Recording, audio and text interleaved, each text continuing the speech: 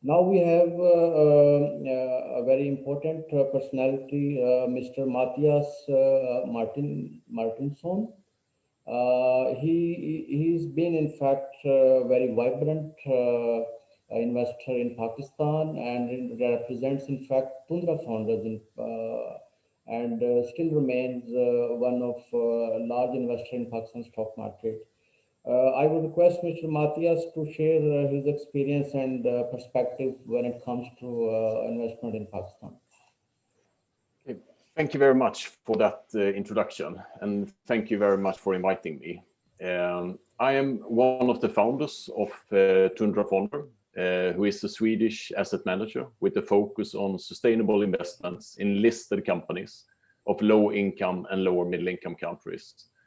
These are markets that we define as frontier markets or early emerging markets. Today, Tundra manage a global frontier fund, which manage approximately $200 million. Out of this, $50 million is invested in Pakistan. We were early to set up a research office in Pakistan already in 2014, and we today have 3 employees on the ground. We are known for being very positive on Pakistan, but I would actually not agree with that. Rather, I would say that we simply have always viewed Pakistan as any other emerging markets in the world, with its pros and cons. I think for an investor in Pakistan, whether it's listed equities or it's private investments, I think the main differentiating factor for any businessman is what we refer to as the perception arbitrage. And one entrepreneur once told me a very wise thing. He said that 95% of what is written about Pakistan is about the 5% negative of the country. Personally, I've been investing in emerging markets for the last 25 years now. And after 10 years of investing in Pakistan, I conclude that the country carries similar challenges like any emerging markets you would approach. But as the perception of Pakistan is significantly worse than, for example, its neighbor, India, it means that competition is significantly lower. And that means, in turn, that opportunities are plentiful. 2 years ago, in July 2019, I wrote an article on LinkedIn called Pakistan, If Not Now, When? And in that article, I outlined our positive view of the new government who is in place since 2018, who we believe has the potential to put Pakistan on a sustainable growth path. And there are 3 key areas where we believe we see strong advances. We see it on the accountability, which basically means that correcting past mistakes of corruption and make sure that corruption ahead is less than in the history. The second part is documentation. Pakistan actually don't have low taxes, but rather it is the case that too few people pay them. Today, Pakistan has around 2.5 million taxpayers in a country of 200 million people. And the third part, which is about the special economic zones, is exports growth. And when we invest in a company, in our case, we have 3 key pillars that needs to be in place. First of all, that we need strong owners and management of the business we invest in.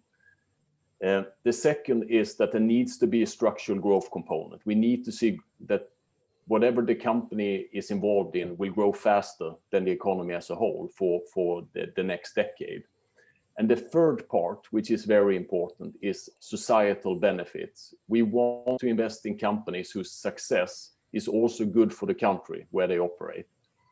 And I think if we look for the special economic zones, I think the societal benefits of them succeeding is very clearly there.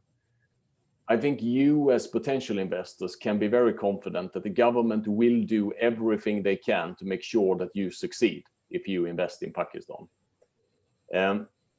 And the reason for that is that the insufficient export base historically is the main reason why Pakistan has gone through painful economic boom and bust cycles. And the problem is that if you have insufficient export, it means that when your economy expands, instead you have a lot of imports, which makes your current account balance negative, and eventually you have a big devaluation and a reset of the economy. So what we see is that all priorities right now are on improving capital flows to Pakistan and improving exports.